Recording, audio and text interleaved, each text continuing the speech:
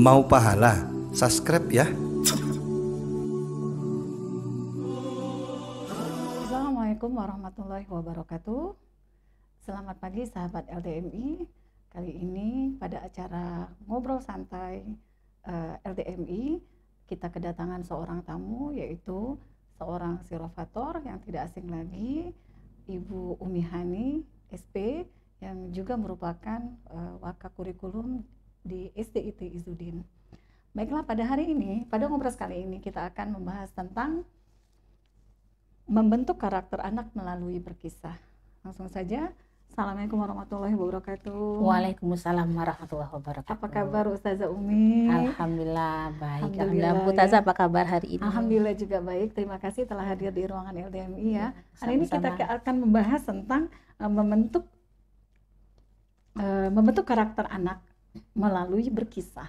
Oke, baik. Ini temanya sangat menarik ya, Ustazah Umi, karena kenapa? Sesuai dengan tujuan pendidikan nasional ya. Salah satunya adalah bagaimana membentuk karakter peserta didik menjadi karakter yang positif. Oke, betul sekali. Contoh karakter yang positif itu adalah bermoral, bertanggung jawab ya. Terus juga gotong royong, toleransi dan lain sebagainya. Nah, sekarang seperti ini. Bagaimana nih Bu Umi? Bagaimana pengaruh dari berkisah ini untuk mempengaruhi peserta didik agar mempunyai karakter yang positif tadi? Oke, baik. Taza, baik. Assalamualaikum warahmatullahi wabarakatuh. Waalaikumsalam Pemirsa LDMI ya, warahmatullahi sekali lagi.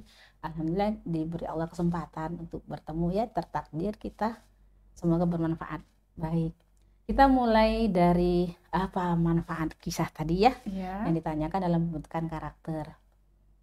Manfaatnya bisa kita lihat dari sejarah sirah nabawiyah, bagaimana Allah menjadikan para sahabat dan anak-anak mereka, anak didik mereka, anak keturunan mereka menjadi manusia terbaik yang pernah ada di muka bumi. Jadi generasi sahabat itu adalah generasi yang terbaik. Nah, pertanyaannya adalah bagaimana mereka bisa menjadi generasi terbaik di muka bumi, sebuah generasi yang pernah ada. Ternyata ketika ditelusuri dalam sejarah saat mempelajari sirah nabawiyah dan juga kisah sahabat, ternyata didapati para sahabat itu menggunakan pola pendidikan yang dilakukan oleh Rasulullah dalam pembentukan akhlak, yaitu salah satu polanya adalah dengan memberikan teladan dalam bentuk kisah-kisah orang mulia pada masa lalu. Hal ini kemudian diikuti oleh para sahabat, tak kalah mereka memiliki anak dan juga tak kalah mereka menjadi guru dan bertemu dengan anak didiknya, mereka tidak lupa menyisipkan kisah-kisah kemuliaan tentang Rasulullah Shallallahu Alaihi Wasallam. Sehingga tanpa sadar kisah tersebut, perilaku tersebut termasuk ya dalam otak anak-anak, dan seolah-olah mereka melihat Rasulullah sendiri dalam bayangan di otak mereka, sehingga kemudian mereka meniru perilaku Rasulullah tersebut. Mereka meniru perilaku mulia beliau, sehingga kemudian mereka semua dalam skala besar, karena kemuliaan itu begitu banyak yang melakukan, mereka kemudian mendapatkan gelar sebagai manusia terbaik yang pernah ada. Dan insya Allah ini Allah janjikan akan ada nanti generasi kedua yang sama, yang akan mengulang generasi kejayaan Islam sebagai generasi terbaik. Seperti Jadi itu. melalui berkisah itu bisa membentuk karakter anak, mempengaruhi anak melalui keteladanan mereka. Iya, Seperti betul. itu Bu Umi, Jadi ya. Nah, ini manfaatnya nih apa nih untuk sendiri, untuk anak-anak khususnya sekarang ya. Apalagi sepertinya sekarang kita seperti krisis anak-anak muda sekarang kan, krisis figur, mencari, apalagi masa-masa usia remaja ya, masa-masa usia pubertas, mereka salah satu usia yang sangat rentan ketika mereka mencari jati diri, mencari figuritas. Ini kira-kira manfaatnya nih. Anak-anak itu kalau di level kecil itu masih dalam fase fitrah, itu memiliki kemampuan meniru. Iya. Otak kita didesain, otak alam bawah sadar kita didesain itu untuk meniru tanpa harus melihat sebenarnya. Jadi dengan mendengarkan, memvisualisasikan versi otak, mereka sudah bisa meneladani. Jadi kisah itu Bu Taza secara umum bermanfaat itu untuk memang ketika di usia kecil dia akan membangun kemampuan memahami sesuatu, kemudian melakukan interpretasi dan akan mengarah kepada pembentukan akhlak. Hari ini sebenarnya anak-anak kita itu betul butuh figur, dan figur itu insya Allah hari ini masih mahal ya, figur teladan yang baik. Nah, PR-nya kenapa mereka cenderung meniru perilaku yang buruk? Salah satunya sebenarnya dari kisah juga yang mereka dapat, tapi kisah yang tidak baik. Misal, kisah itu nggak harus bercerita. Kisah juga bisa berarti film, sinetron. Kita lihat, sinetron hari ini dari tontonan jadi tuntunan. Bagaimana kisah dalam sebuah film itu mengisahkan tokohnya, baik tokoh antagonis atau mungkin tokoh protagonis, anak-anak tanpa sadar meniru. Nah, jadi itulah efeknya. Jadi bagaimana sebuah kisah yang buruk saja itu akan mempengaruhi karakter yang buruk. Nah, kisah yang baik itu akan mempengaruhi karakter yang baik.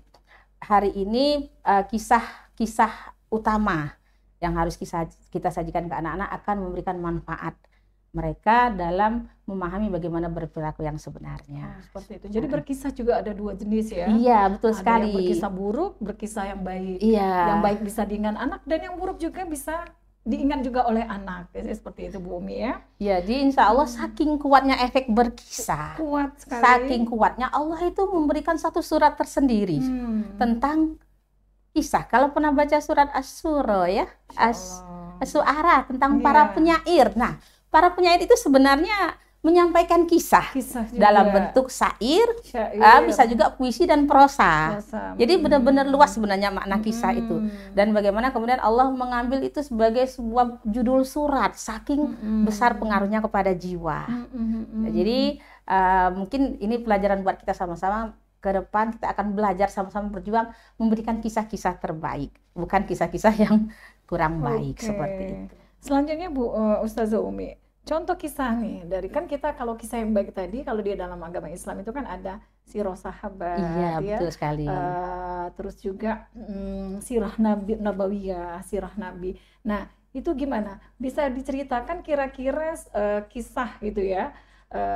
Sirah sahabat ataupun sirah nabi itu yang bisa membentuk tadi kepribadian anak menjadi pribadi yang baik. Karena kalau sekarang kayaknya anak-anak asing gitu ya, ketika mengambil kisah misalnya dari Nabi Ibrahim ya, Nabi Musa itu, apalagi nama para sahabat itu anak-anak sekarang itu asing, ini namanya apa, sahabat apa. Boleh diceritakan gitu kira-kira kisah apa nih untuk pembentukan karakter anak tadi?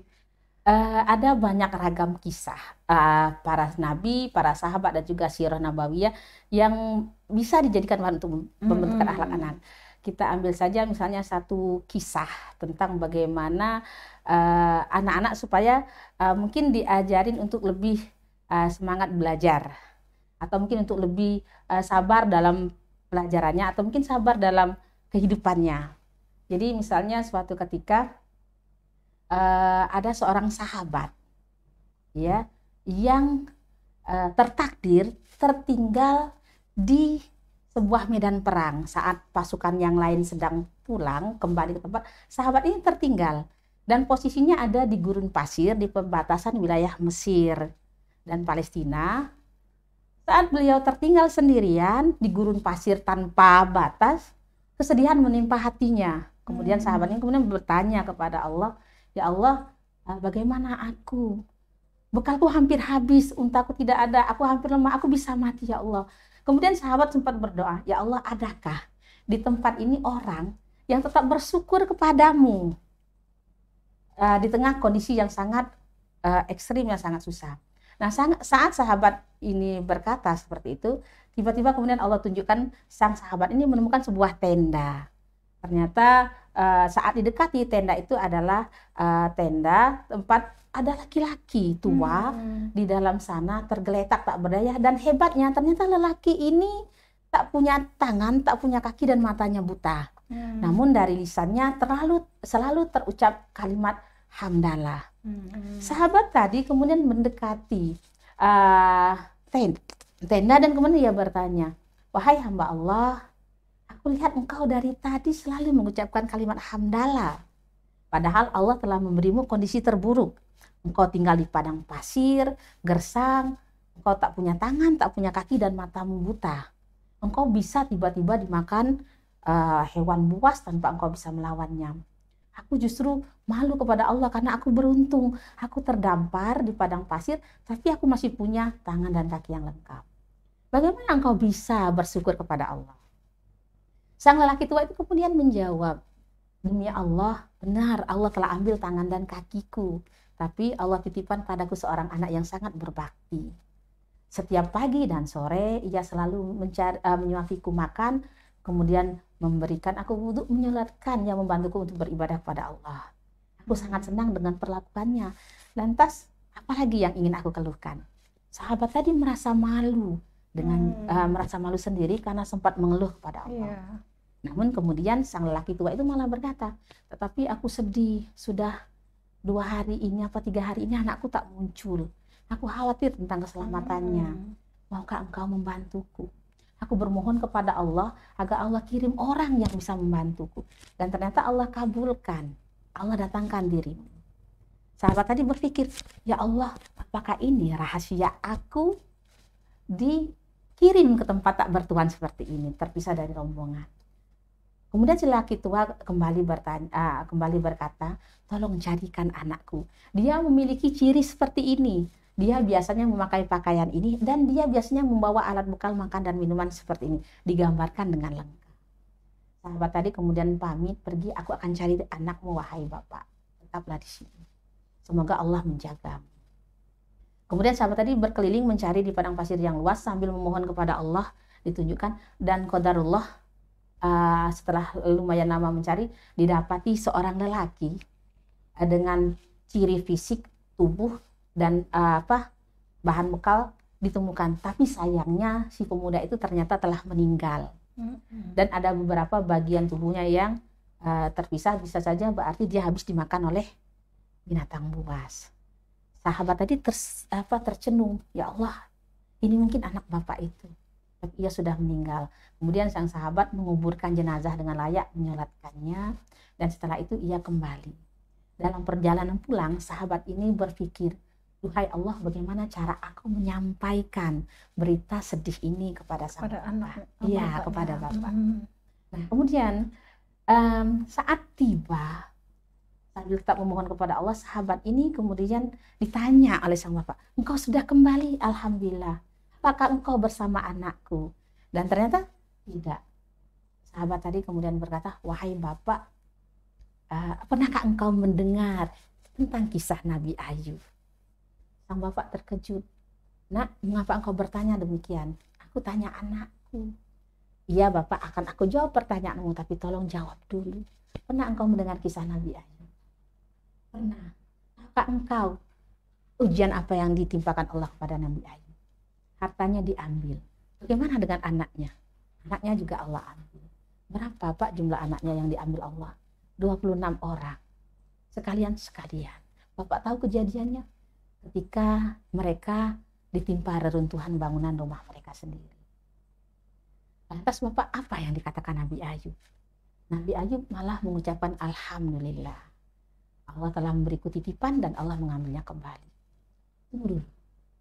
Apa maksudmu bertanya ini? Apakah tiba-tiba sang bapak menangis? Apakah maksudmu? Iya bapak, bersabarlah seperti kesabaran Nabi Ayub. Allah cuma kasih bapak 1 anak, sedangkan Nabi Ayub 26 orang. Maaf, sesungguhnya Allah telah ambil anakmu dan mengambil titipannya kembali darimu. Bersabarlah. Sang bapak menangis, kemudian berkata, Alhamdulillah, ya Allah, Alhamdulillah. Aku ucapkan Alhamdulillah seperti ucapan Nabi Ayub, wahai Allah. Terima kasih nak telah menyampaikan kabar bahagia ini. Aku yakin anakku kembali dengan keadaan yang Allah ridhoi, karena ia berusaha mencari kebutuhan untukku. Tapi wahai anakku, bolehkah aku memohon kepadamu? Aku ingin berdoa kepada Allah supaya Allah ambil nyawaku, karena sesungguhnya aku ingin berkumpul bersama anakku. Maka kemudian sang sahabat tadi tercenung saat sang bapak kemudian sholat 2 rakaat mengenadahkan tangannya, dan tepat di sujud terakhirnya ia meninggal dunia. Nah, Ustazah Bu Taza dan pemirsa LDMI sekalian, saat kita kisahkan ini kepada anak-anak, mungkin dia tidak akan ngeh di awalnya, tapi percayalah Allah akan simpan memori itu dalam otak sang anak. Dan suatu ketika saat ia mungkin mengalami hal yang menyedihkan menurutnya, apakah ia sakit ataukah dia mengalami kesulitan yang lain, dia akan ingat kisah ini. Dan kita kalau pernah mengkisahkannya dengan anak, kita bisa mengulangi kembali. Saat mungkin ia mengalami kesulitan, ibu aku sakit. Nak, sabarlah seperti sabarnya sahabat dan sabarnya Nabi Ayub. Yuk, malu ya sama Nabi Ayub, dikasih Allah sakit nggak ngeluh, atau dikasih sahabat dikasih Allah sakit nggak ngeluh. Ya sayang ya, insya Allah Allah akan nyembuhin.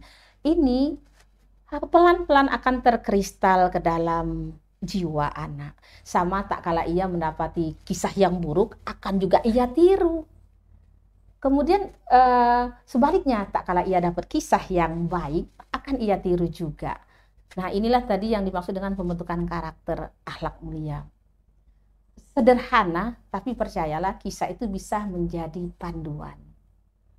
Nah, selain untuk anak, kisah-kisah juga bermanfaat buat kita sebagai solusi hidup. Ya, seperti tadi kan, sahabat bingung bagaimana menyampaikan berita sedih kepada sang bapak yang sudah menanti anaknya. Dia berpikir bagaimana ini menyampaikannya. Takut bapaknya shock ya. Tapi kemudian ketika didahului dengan prolog, dengan kisah Nabi Ayub. Jadi itu berkisah dalam kisah. Iya, ternyata subhanallah, ternyata bapaknya malah meniru kan, malah jadi motivasi ya. Oh, aku ternyata nggak seberapa dibanding Nabi Ayub, dan bapak tuh bisa nerima. Sahabat tadi malah lebih bisa nerima lagi ketika ditakdirin Allah terpisah ya di tengah gurun pasir. Dia bisa berkisah pula. Dia dapat amal soleh juga. Nah, ini insya Allah akan beruntun ya. Kalau kita berkisah yang baik, kisah itu akan mengalir seperti mengalirnya sungai-sungai. Jadi insya Allah itu luar biasa karakter anak yang terbentuk. Jadi dari kisah tadi juga yang saya dengar tadi, itu banyak ya yang bisa diambil karakter. Betul sekali. Sabar, bersyukur, berbakti kepada orang tua, betul sekali, terus tetap yakin dengan Allah. Betul banyak sekali. Itu kalau mau dijabarkan satu-satu luar biasa. Betul. Itu baru satu cerita loh, sahabat LDMI, baru satu cerita. Bagaimana ini kalau anak-anak itu diceritakan terus ya?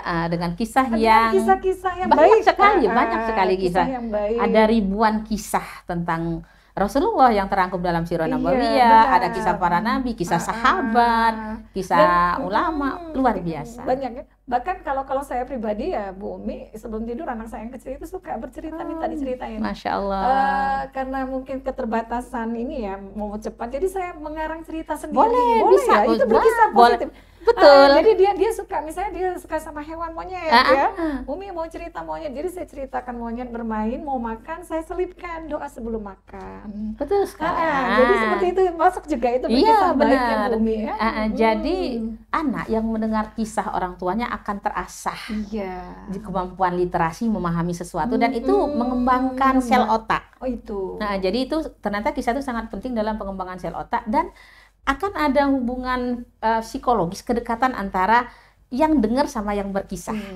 Maka kadang jangan heran kalau di sekolah guru apa yang paling disenengin anak, biasanya guru yang suka cerita, kayak gitu kan, karena memang ada jalinan psikologis ya yang terjalin tanpa disadari antara yang suka cerita sama yang dengerin. Kayak gitu. Jadi terlepas dari cerita. Guru guru bahasa Indonesia. Biasanya guru yang suka ngomong ya. Guru IPS. Kalau guru matematika nggak ada ya cerita.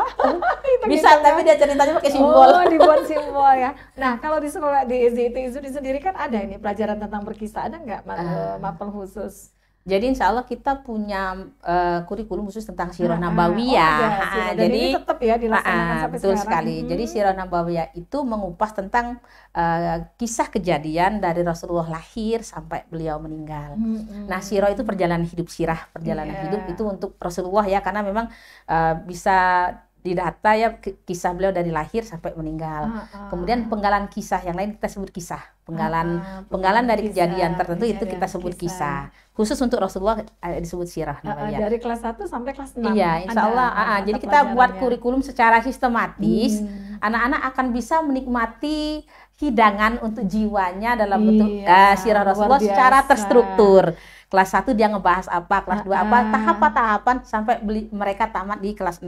Selesai sudah tentang kisah Rasulullah. Biasanya mereka suka, senang. Biasanya alhamdulillah sampai hari ini senang, dan ada respon juga dari orang tua.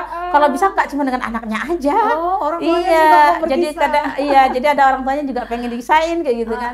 Seperti itu. Berarti nanti dibuatkan waktu khusus ya, ada pertemuan apa nanti barangkali orang tua yang ingin mendengar juga ya. Iya, kisah. insya Allah juga buat gurunya kita udah punya program, alhamdulillah udah jalan juga. Sudah berjalan, Jadi ya sudah jalan guru program guru. Al-Quran dan kemudian guru umum juga kita udah Iya. ada pertemuan. Karena ini masuk juga dari bagian GLS, Gerakan Literasi Sekolah. Iya, benar Iya, sekali. jadi sekolah punya Gerakan Literasi Sekolah dari Dignas dan insya Allah itu kita kembangkan salah satunya dengan program berkisah. Oke.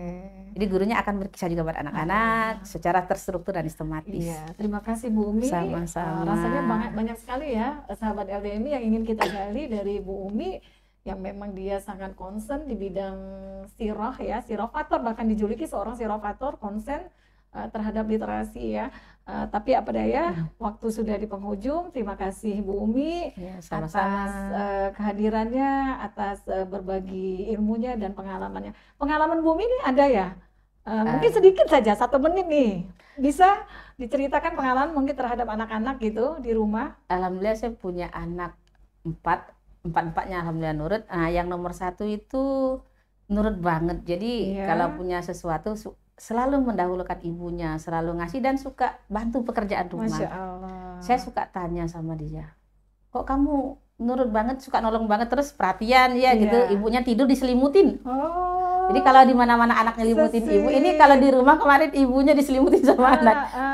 Dia bilang seperti ini, ibu kan pernah cerita Uwais Al-Qarni kepada kami. Masya Allah. Iya Jadi ya, ingat iya dulu ya. pas kecil, berapa kali? 2 kali Bu katanya. Oh, jadi teringat. Iya, jadi dia kalau ditanya gitu, ibu kan pernah cerita Uwais, Iya. gitu. Jadi dia benar-benar berusaha mencontoh bagaimana Uwais melayani ibunya. Melayani ibunya. Jadi agak manja-manja, jadi kadang disuapin sama anak. Kalau Masya lagi makan bareng, kadang Allah. kalau yang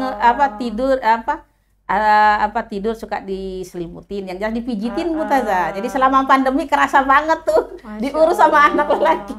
Alhamdulillah, itu salah satu manfaat berkisah Iya. tadi ya. Ternyata anak Bu Iya. Umi karakternya seperti itu. Dia teringat bagaimana dulu Betul sekali. Bu Umi menceritakan tentang kisah Uwais Uwais Al-Qarni. Al-Qarni, Masya iya. Allah, Jadi bahagianya gitu. ya. Alhamdulillah. Menjadi Pak. anak yang soleh. Baiklah sahabat LTMI, demikian ngobrol kita pada hari ini mengenai membentuk karakter anak melalui berkisah. Tentunya kisah yang baik. Jadi bisa kita laksanakan, kita praktekkan dengan saudara kita, dengan adik kita, dengan keluarga kita. Bagaimana anak-anak kita bentuk dengan karakter yang mulia melalui berkisah. Demikian, sampai ketemu dengan pekan depan pada ngobrol selanjutnya. Assalamualaikum warahmatullahi wabarakatuh. Waalaikumsalam warahmatullahi wabarakatuh.